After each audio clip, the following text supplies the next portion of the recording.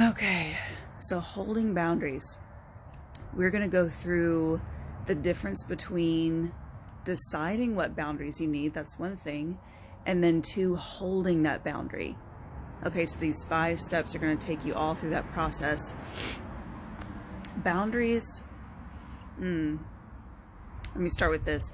If you've followed me long enough on here, you've heard me talk about the fact that pattern change, relationship pattern change, codependency pattern change means lifestyle change. Okay, so it means traveling from your head and bringing your head knowledge into your body, embodiment. So these have to be really embodied practices. If you want to reach the level of being in your most free self most of the time, not being chained to what other people think of you, letting yourself be free regardless of what they think, it takes lifestyle change. And I'm going to go through all this too in these steps. Oh, good. I'm glad you're here when you can be. Hi, Sarah. Okay. One thing that I wanted to say here too is that this is all about managing your own discomfort. It's not about managing their emotions. It's actually about managing yours. Okay, because it's not actually about their discomfort at all. That's the first tip about embodiment. It's how their discomfort affects you and what discomfort that arises within you. So part of holding the boundaries is going to mean managing your own emotional response to when they feel uncomfortable. It's actually not about them at all. Depending on where you are in life, somebody's discomfort may not bother you at all, or it may bother you a great deal. Their discomfort hasn't changed, you have. So this is about managing your emotions, your emotional response to their discomfort. Because listen, when we start talking about boundaries, a lot of us have come from family systems or just community systems where if codependency, overgiving, overextending of the self is the norm and considered nice, your boundaries may probably be seen as mean. Okay? They're not. There are ways you can do harm, but simply drawing a boundary is not one of them. Okay? So let's get into hello. Number one. Understand that you're not doing harm. Okay, understand that a boundary is not doing harm. If you call somebody an asshole, that's doing harm. Okay, so you get to do some repair work around that, or apologize, and forgive yourself. Whatever your process is. Saying no is not doing harm.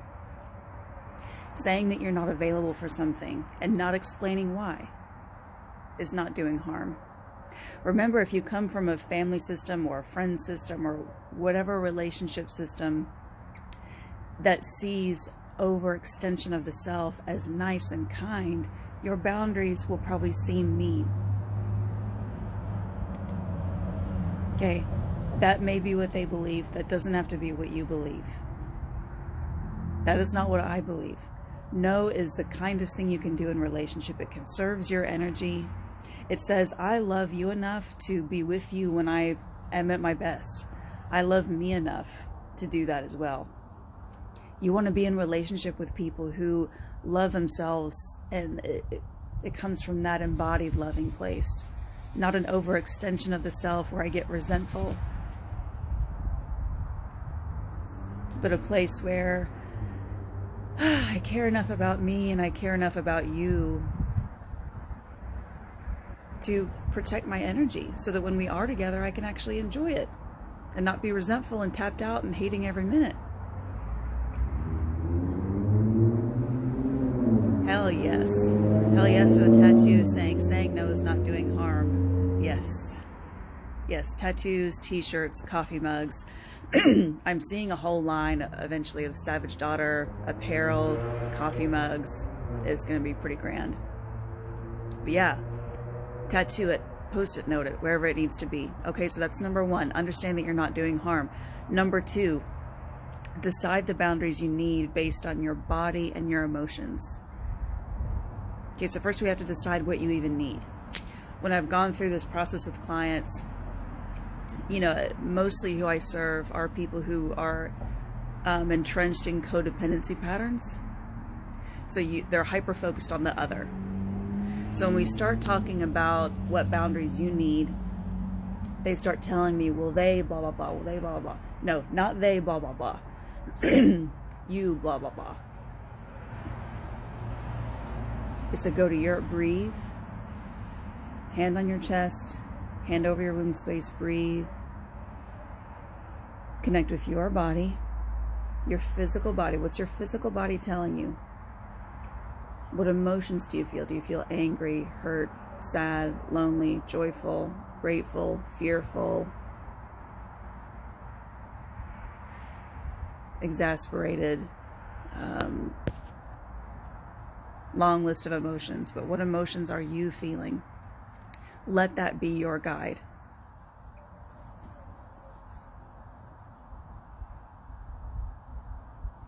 Yes. Is this making sense so far? Yes. Let your body, your emotions be their guide. Codependency, we're relaying the tracks of the pattern to hyper-focus on the outside, to focus on the inside. It doesn't matter what they're doing.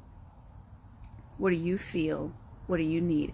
What you feel may be based on their actions and based on their behaviors, for sure, but we're still going back to the you. Always go back to the you. So based on my emotions of, you know, my mother-in-law is blah, blah, blah doing this, you know, so maybe based on that, I can tell I'm feeling fearful, vulnerable, angry. List off your emotions. So based on my emotions, I need blank. That makes sense? Great. That's number 2. Number 3, enlist support, tribe, accountability. Okay, if you have people in your life that are effective mirrors that you feel safe with, tell them, okay, I realize that I feel blank and I need blank as a boundary. Hold yourself accountable. Pattern change. That's why we do this so much with our clients and in our Queen's Orders membership. We are always doing accountability assignments because that is what brings about pattern change. Okay, that reparenting, you are doing this for you, for your inner child, giving your inner child the structure that maybe they didn't have before. So you'll say no to this event by when. Okay, give yourself accountability. If you don't have safe tribe right now, that's okay. Write it down for yourself. You can write yourself post-it notes, write it in your journal. Just have something of truth mirrored back at you. This making sense? Give me a nod or give me a thumbs up if this is making sense so far. Resonating? Is this landing for you? Landing? Yes, so through tribe, through connection, through your own journaling, your own post-it notes, say it in front of a mirror. I feel this, I'm going to, good. I'm going to draw this boundary. Okay. Number 4, hold the boundary. Now you've decided what the boundary is, now you get to hold it. Okay. So this goes back to my first point, which is it's not about tolerating. It's not about their discomfort, it's about yours. So when we deciding the boundary, it's sometimes that can be the easy part.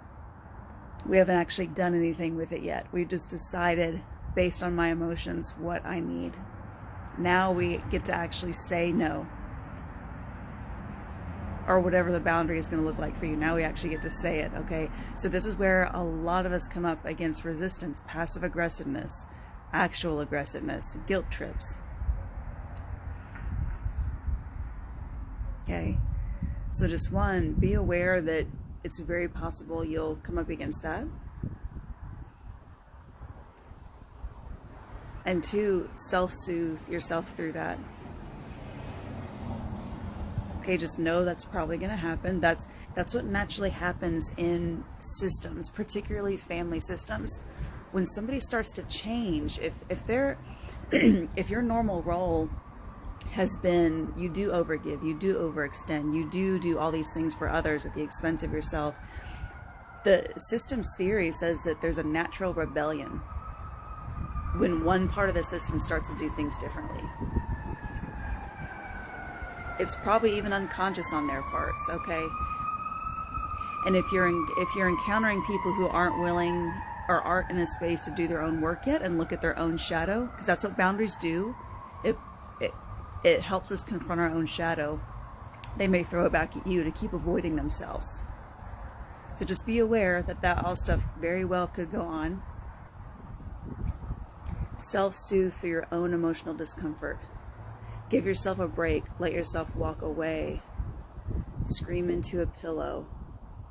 Put your hand over your chest, over your womb space or your belly space. Breathe. Cry. Do some aromatherapy. Journal about it. Walk outside. Put your feet on the earth. Okay, we're releasing emotions. That's more emotional release stuff. So like, this is the crying, the journaling, the art therapy, the yoga, the meditation, the dancing it out, the anger dance. And then there's more like self-soothing or grounding practices. So when you feel discomfort in your body, you want to teach your body that discomfort, you're still safe. Because where old patterns tend to take back over is that when you start feeling discomfort, emotional discomfort, your subconscious, your lower brain has sensed that that's dangerous. And so it'll kick back to an old pattern system to try to alleviate that discomfort. Oh no, well you can just go to that event or just go make them happy, to try to just get out of this discomfort, right? So what we really need to do is teach your whole body, which is the subconscious, that you're perfectly safe even when you're uncomfortable.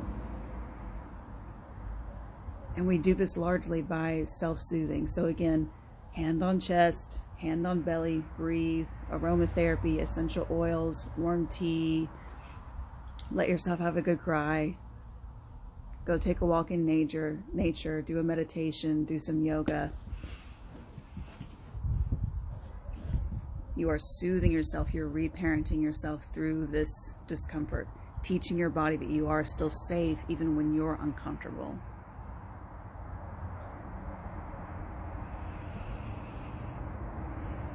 Making sense? Okay, I'm going to go through, I'm going to finish it up with the fifth one, and I'm going to go back and look at comments and see if there's any questions there, okay? So number 5 is return back to your truth. Return back to your accountability, your tribe, what you journaled, your post-it notes. Return back to that. Because when we confront resistance from the outer system, the relationship system or the family system, it can be really easy to get knocked off balance. So return back to that truth. All those post-it notes that you made for yourself, the journaling, the friends that you told. Like, I did it and this happened and blah. And rely on those effective mirrors for yourself. Return back to that. Rest into that. So just keep self-soothing. Return back to the truth. Discomfort does not last forever. If you keep pushing it down by doing old behaviors, it'll delay the process, right? So you just have to let that discomfort roll through you, and it will. You know, your brain is just scared to death because you're doing something different. It's running on an old program that if, hey, your discomfort means you're going to die because you just made them mad and they're going to kick you out of the tribe and out of the cave and you're about to die. That's what your very lower brain thinks when you are in emotional pain. That is not true anymore. So through self-soothing, through your 5 senses, you're teaching your body, aka your subconscious program, that you are safe even when you're uncomfortable. You just have to get through that discomfort. Nobody's going to die. if mom's mad, if dad's mad, if sister's mad, like nobody's gonna die. It's uncomfortable. And go back to the truth that you're standing for your pattern change, that you're standing for your freedom, and that's not harming anybody else. You being in the best place that you can be, the happiest, the healthiest, is better for everybody else too, whether they acknowledge that or not. It's better for everybody. You being in a resentful place is not good for anybody. How's this feeling?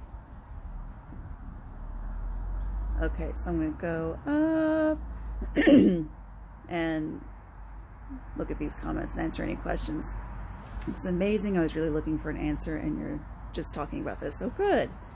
Yeah, any questions? This is the time. Savage Mondays is for Q&A, so I'm here. So just let me know what your questions are.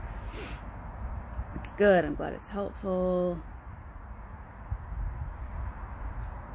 Let's see. I'm going to go back up to the top, actually. Let's see.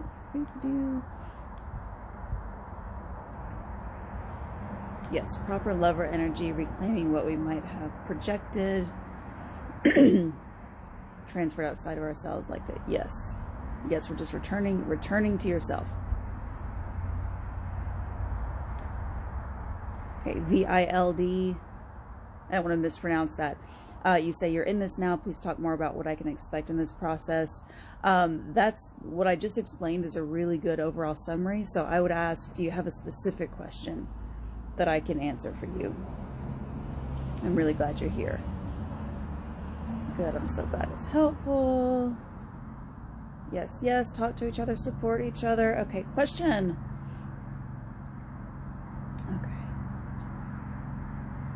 Okay.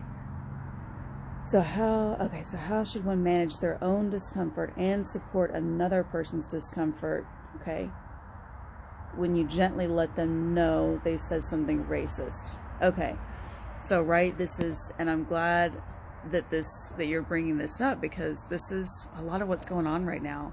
And I'm in so much support of having these conversations about if that feels aligned to you, about race. And there's a lot of discomfort, especially in family systems, when it's going on right now. Okay, we've had it with our family. My mom's on here right now. We've had these kind of conversations. So yes, I hear you. There's a lot kind of in this question here.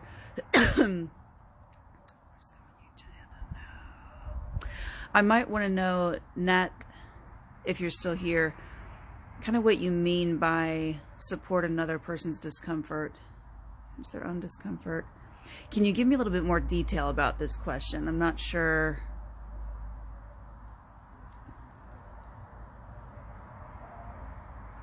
Can you tell me what you mean by supporting another person's discomfort when you've let them know that they've said something racist?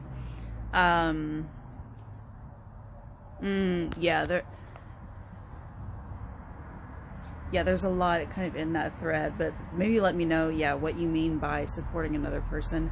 I'll kind of go to a general, I love the word rule, but rule that I have is that self-soothe first. Okay, so if you're having an interaction, it's family, blah, we feel differently politically, vaccine talk comes up, race talk comes up, all like, oh my gosh. Self-soothe first. Give yourself a break. Walk outside, walk into another room, go into the bathroom, go somewhere, give yourself a break and self-soothe, and just start there, because in those kind of interactions, maybe especially with family, when you start to get that's a really stressful situation. So when we're triggered, your front brain goes completely offline. And then you're in your survival skills at that moment. So self-abandonment, people-pleasing, all those things. So self-soothing through the senses, like I just talked to you guys about. So breathing, meditating, some yoga, walk outside, bare feet on earth, essential oils, warm tea. Self-soothing through the 5 senses brings your top brain back online. So you're in a more embodied place. So you have access to, oh yeah, my boundaries are this, and oh yeah, I want to try to walk through this situation this way, in a more conscious way. So your brain is all fully online. So go self-soothe first, because supporting another person through that, I might question, like, is that an overextension? I don't know.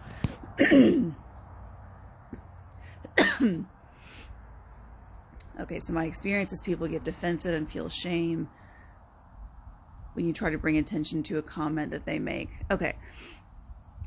So, and yeah, and these are important conversations, and they're conversations that I am committed to also having. I'm going to keep it on this topic, but I support anybody talking about race and injustice. Okay. And I also, where do I want to go with this? To keep it with the boundaries, here's my suggestion.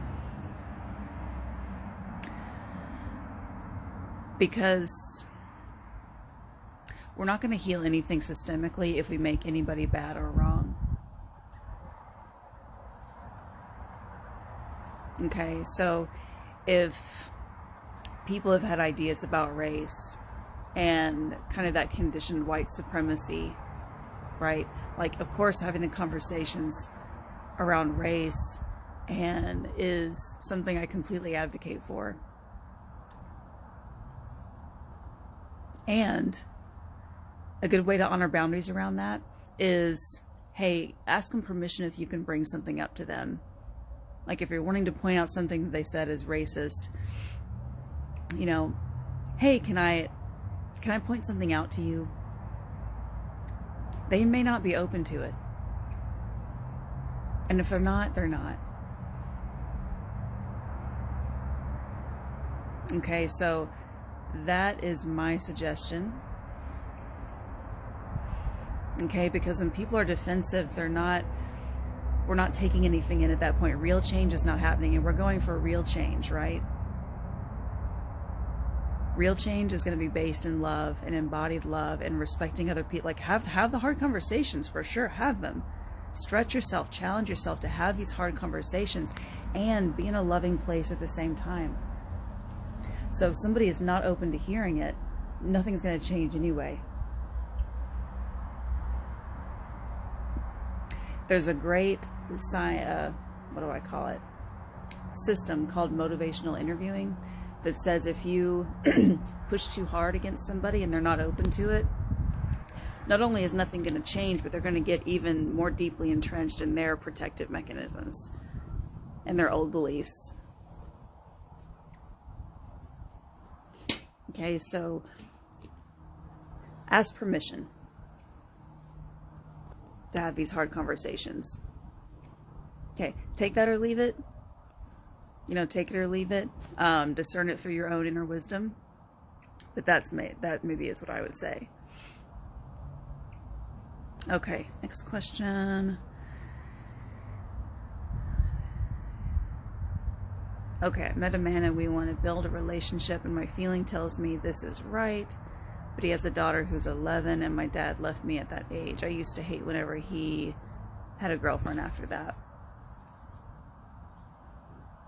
Yep, I hear you. If you have any particular question out of that, feel free to let me know. I do hear your experience, though.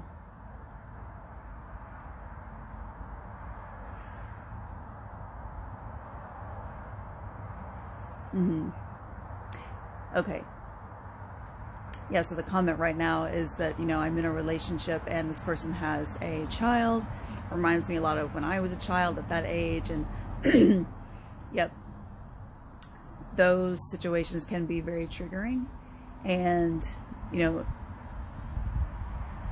yeah, let me know if you have a specific question from that.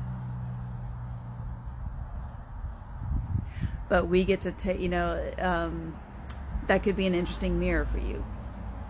You know, not to say you have to go one way or the other, but triggers are just mirrors. They're letting you know what in your body is ready and available to be healed now. You know, when parents have their own children, that's an incredibly triggering experience, because, you know, when that child turns 5, and my trauma was at age 5, like that brings up all the parent stuff consciously, or whether they're conscious of it or not. But that's an opportunity for the parent to do more work around that unhealed wound. Whoops.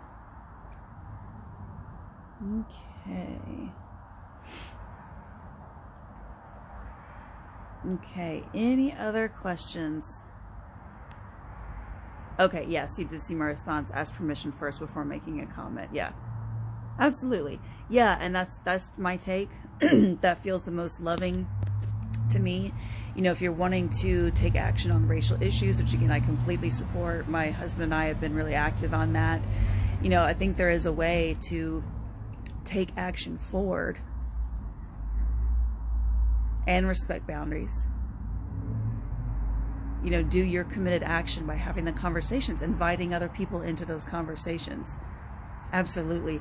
And just physiologically, if people are not open to it, they're not. And we can't control that. We can't change that. So what we can do, if we want to have a conversation about race or about something else that's really important to you, you can take empowered action by stepping into the arena and saying, hey, are you willing to have a conversation about this? And let them come through the door if they want to. But you are putting yourself forward by asking. Amazing. Any more questions? Questions or comments? What showed up for you? The replay will be posted of this.